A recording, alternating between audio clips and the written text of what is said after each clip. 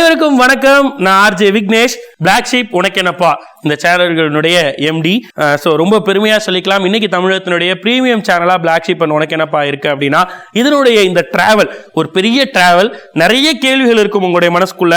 எவ்வளோடா சம்பாதிக்கிறீங்க, நீங்க எப்படி ஆரம்பிச்சீங்க, என்னடா பண்ணிட்டு இருக்கீங்க, இப்படி எக்கச்சக்கமான பேர் கமெண்ட்ஸ்ல வந்து நிறைய முறை நிறைய கேள்விகள் கேட்டிருக்காங்க.